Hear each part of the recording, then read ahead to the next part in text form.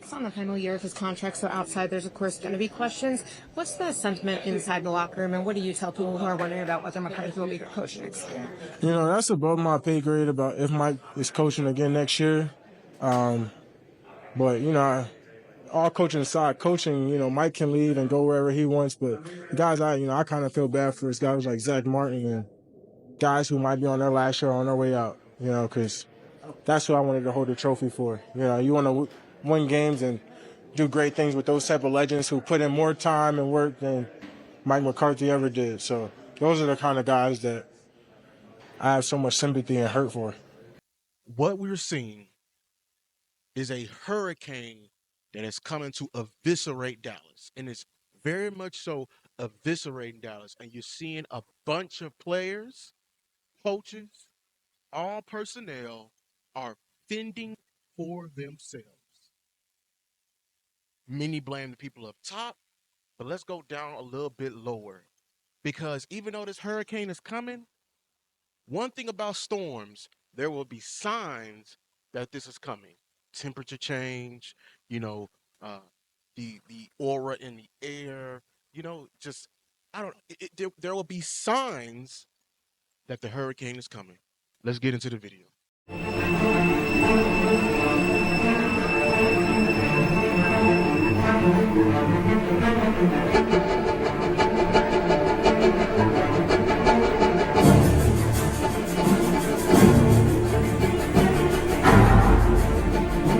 What's good, YouTube?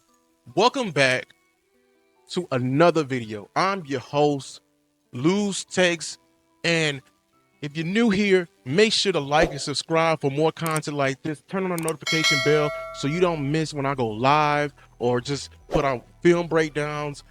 Just stay in tune for the content. I appreciate you. But let's get into it. Mike McCarthy. This video is especially for you. I've been meaning to do this for a while now. The Cowboys have had symptoms for years, ever since Mike McCarthy took the job 5 years ago. Luke, I know you're crazy. I mean, we've been going 12-5 for three straight seasons in a row. Since he took the job in 2020, we've been going 12-5 for 3 straight seasons in a row. Anybody who played football will know this. Just because you win a game, you don't burn the tape. If it's an ugly win, any type of win on your part, matter of fact, you look at that film harder than a loss. Even though I don't agree with this fellow, he has one of his great quotes, Shannon Sharp. He always says this: you don't accept anything in a win that you wouldn't take in a loss. And that's just a perfect, ultimate, culmination of what Mike McCarthy has done in this organization with the Dallas Cowboys so far. I've been preaching it. If you've been watching, I've been saying this, and I've been meaning to give us its own video. The Cowboys have immature problems. What do I not problems with immaturity, but they have immature problems. Let's go it. Okay. First of all, discipline. Discipline has been a problem with the Dallas Cowboys since before time. I don't know what it is. We're always one of the most penalized team when it comes to the league. We'll hurt ourselves. We'll shoot ourselves in the foot in certain situations. We'll have outbursts outside of the field, and then they'll carry on into the field. Problem is, we always struggle with discipline. Why? I look immediately to the head coach. Listen. When you're 5 years in, the head coach is supposed to come in and he is the measuring stick for the moral capacity that he's going to take on his football team. A well-disciplined team will always outperform a more talented team. And the Cowboys, this has been one of the major problems that's been holding us back over the years. Are we getting undisciplined players, or are we having undisciplined ways? Point is, I think, in my opinion, McCarthy is being too lax and too mellow, and he's just too lackadaisical, and he's just too laid back and not firm enough in, cracking the whip early. You have to do this early. Anybody knows that.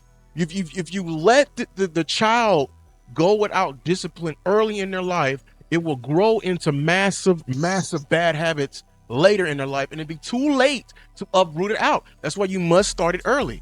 That applies to a football team. Okay, we may be disciplined your first year, but you need to be starting to incorporate habits and structure. And why in year 5 are you having problems with, the arrangement for the hotel at home games in year 5? This is something you should have did your first year, because your vets, that energy will get passed to them, and now the new guys coming in, they will be like, okay, hey, listen, we ain't gonna. There's a standard here, and we don't play like that. You feel me? And you got to get in line. But you allow free will, you're lax and you lackadaisical, and you lay back, and you let the monster create itself. Next one, preparation. Preparation. This is solely on the head coach. I don't care if it's the defense.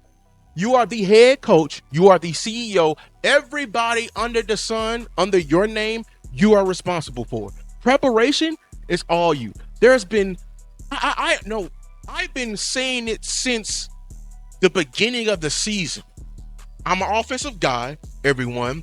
And if you know, preparation is key to our offense. We work on and we install plays for the specific opponent. We may have a playbook of 30 plays, but 10 is really keying in on this team's tendencies and weaknesses and etc. And the first 15 is that culmination of 10. We're trying to measure the opposite opponent and how they're going to play. And if they made a certain change here and there, we're gaining information. That's how important it is for the first 15. Now, I always say most of your adjustments don't come at halftime. They come after the first 15, within their first to second quarter. Mike McCarthy, why I've been questioning your play calling from the beginning of the season when people were calling me crazy. I was saying, man, this man's first 15 is terrible. They're out of order. Play action before the run. Play action when you never established a run. I'm just like, what do you expect? What was the plan coming in? The old saying goes is this: a man without a plan plans to fail. McCarthy, I feel like you've been planning to fail this entire season before you even got it started. So I blame that on you. Like when the team is coming in, lackadaisical at home versus on the road, they're more focused because they stand at the hotel. This goes back to discipline. This goes back to you setting that standard 5 years earlier. You said, and now this monster that's gotten too big, now you want to crack the whip. You can't do that. These guys will be like, hey, what you doing it now? You know what I'm saying? Because you've been allowing it before. So preparation. Next one. Mike McCarthy has built a soft foundation. All of these articles have been attacking. The same word has been flown around about this team for years, man. For years you've been here. There's articles about, assignment issues. Just 2 weeks ago versus Atlanta, Trayvon Diggs is questioning. He's confused about his assignment, and he's in man. You know what I'm saying? Like, what's going on? Why we're not like this type of stuff that we're seeing in week 7, 8, 9, 10? This is the type of stuff we're supposed to see probably in the first preseason, week 1 and 2. I'll accept it then. But if we're seeing it now, dog, I'll always say this: you're considered the teacher. The players are your students. You have 17 tests. I don't expect everyone to be getting everything right on the first, second, and third test, but I expect them to be progressing and being better than the last. If you don't have the solid foundation and we're still dealing with the basics, the fundamentals, and we're not preaching that, we're building a mansion on top of a wooden foundation, and it's caving in on itself. And this is a big culmination, a big theme that's been going on this year, in my opinion. This year has been it's been reports of you sitting offensive linemen during the season or practices and everything like that. I don't like that. That's why our offensive linemen are regressing tremendously, playing high. They're just comfortable. And then this goes back all the way, in my opinion, to camp. Yep, I said it. Camp. I said it, Dallas Cowboys Nation. Our camp is too soft. Coach Mar, I appreciate my conversations because this came from you. And I was like, man, I noticed it too. Too many family days. I'm not saying not to have any family days, but man, I don't like the fact that camp is all the way in California in Oxnard. You know what I'm saying? Like, it's just, we're too Hollywood as an organization. Camp is supposed to be brutal. It's supposed to be brutal. 2, 3 a days. You camp is supposed to push you to the point you damn near want to give up on football. That's how bad camp is supposed to be, because we're ramping you up from having no football to getting ready to have football for 17 straight weeks or 18 straight weeks or even 20 straight weeks. But if you don't do that in the beginning, then we start having problems in the, like, I love how they pointed out in the game like last week or 2 weeks ago, Turpin is tired after running a couple of routes. A lot of we struggle in the second half. Is that because of our entire team is just not conditioned? What have we been doing on these OTAs? What have we're not setting a great foundation from the beginning. In my opinion, we're not setting a great foundation and it starts at camp, man. So yeah. The third thing that's immature, we have no identity. Zero identity. After 5 years, can anyone put in the chat what has been the Cowboys' identity? Because let me go back. Even back when we had Jason Garrett, around the time when we first got Ezekiel Elliott, even the mainstream media was smart enough to even depict that we were a physical football team. We were going to grit it out. We were playing such smash mouth football because we were led by a premier back that pride himself on doing that and establishing up front. Man, if you beat us, you're walking out of that team that game all beat up and bruised, and you're shook. What do we have this year? What have we had the past couple of years? We are still struggling with identity issues. We're still struggling with identity issues. Some days we want to run the ball. Some days we want to pass for 50 yards. Like, some days we want to pass for 50 times. Some days we want to run RPO. We have nothing we can rely upon that truly screams that, oh, that's the Cowboys offense. We have nothing I've seen on camera, on film, the eye in the sky. It's just a confused team led by a confused coach calling confused plays, and it's just bad. So you have no identity at year 5? This is a problem that should have been already fixed. It's immature. You cannot have this. Next problem, you have a terrible staff. Terrible staff. I'm gonna just speak on the offensive side, okay? The defensive side, I think it's pretty well, but the offensive side is a direct reflection of you. I don't know if y'all been pointing it out, but I'm gonna show the articles. 3 of your position coaches have been directly called out this year. 3. Troy Aikman called out your receivers. Wide receivers coach. The main problem this year has been, or the biggest story has been, your running backs, and how your running back ain't never played running back, and how he's been. We're taking people out when they're hot. We're putting back people in when they're cold. We're just cycling running backs. Your running backs coach, that was a terrible hire. A terrible hire. What is he doing? Then you bring in, who I already made a video on, the Mike Solari hire. It's terrible. All of our offensive line has been regressing tremendously. Regressing at an alarming rate. Alarming rate. We're playing high. We ain't never played high before. We're playing soft. We ain't never played soft before. We have no technique. We got rookies in there. What is going on? We have no. Zach Martin has his career is the biggest culmination of what Mike Solari has done. I understand I understand Zach Martin is hurt. I understand he's regressing. But the fact is, offensive linemen don't fall off a cliff. They still have some type of technique and stability to fall back on. And it's a gradual fall. And it's just a check off. Like, there's plenty of offensive linemen, when they retire, it's because they're just like average. Zach Martin is not average this year. He's looked very below average. And he was a all pro last year. So he went from all pro to below average in a matter of what? Months? Very alarming. Very alarming. All of these hires are a reflection of you. I haven't got to the passing game. It's a lot of people that you got on this team that it's a lot of like back scratching going on that you knew they dad gave you a job. I don't know, you gave them a job a while back. It's just a lot of back scratching going on when I see this entire makeup for this coaching roster you have. And that's a direct reflection of you. Like I called in a Boss Cowboy last night. Shout out to Boss Cowboy. And he was like, make a change at coach. I'm like, man, I don't know. Can you make a change at coach? I want to, but we are so at a disarray on everyone else at the offensive side of the ball, coaching wise. You make a change at coach, we go from not even having a NFL competent offense, in my opinion, because we have no structure in place. And I believe that is terrible.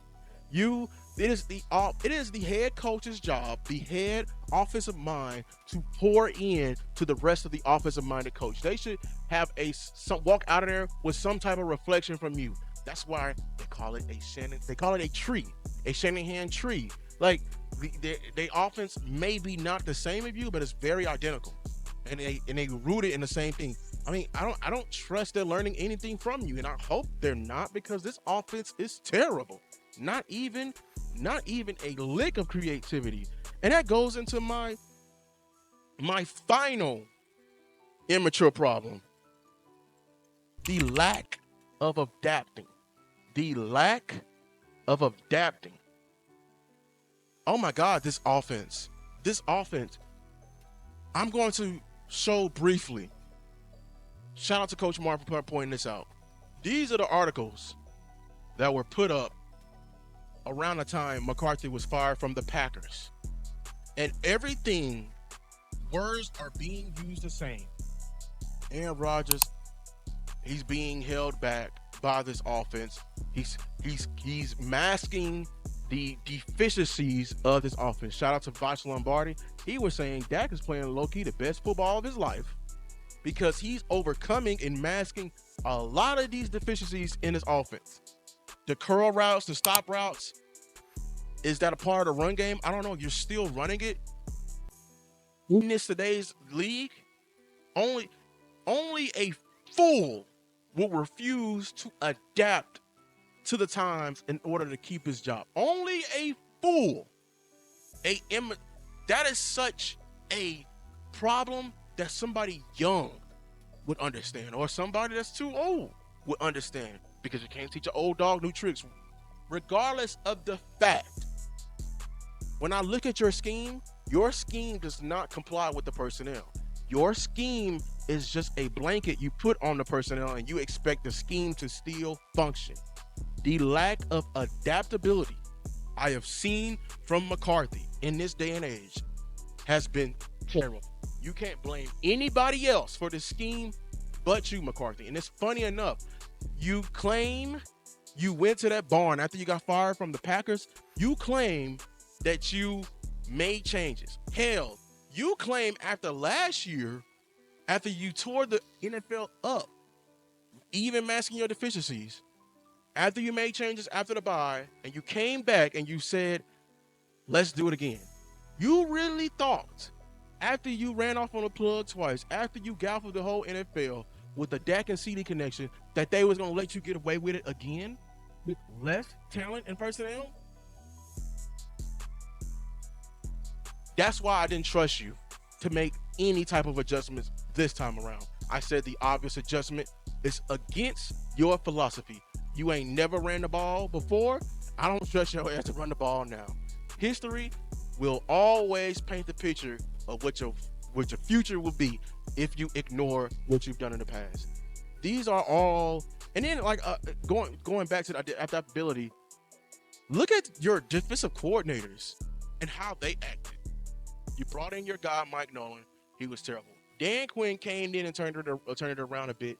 He relied heavy on the stars. I didn't comply to his foundational pieces. But I just want to take, in fact, just check this out, how their attitudes be towards him to the end. Shout out to Coach Marvin Grimm. He said this. They be frustrated with you, Mike, because you established this culture. I seen Dan Quinn literally just be like, man, he gave up on his team. He checked out. He checked out completely in that Packers game. Checked out completely. He checked out completely because of this the mindset. Part of them because of the mindset have you established with this team and how soft you are as a coach. I saw Mike Zimmer, low key, he showed his annoyance. His annoyance when they asked him the question on explain Trayvon Diggs' responsibility. And he's like, explain it? He was in man. What is there to explain? And it's like, he can only